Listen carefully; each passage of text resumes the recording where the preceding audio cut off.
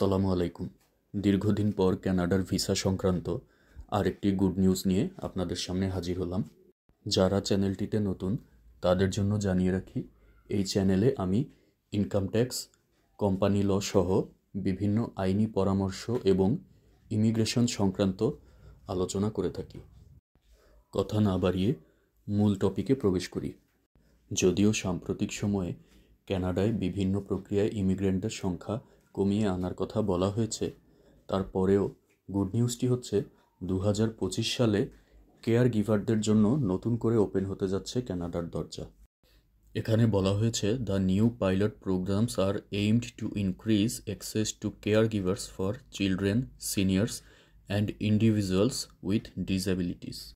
অর্থাৎ শিশু, বৃদ্ধ এবং শারীরিক প্রতিবন্ধীদের সুবিধার্থে কানাডায় কেয়ার গিভারদের সংখ্যা বৃদ্ধি করা হবে। এখানে আরও বলা হয়েছে, the temporary foreign worker program TFWP allows families to hire foreign caregivers to provide full-time care in their private residence.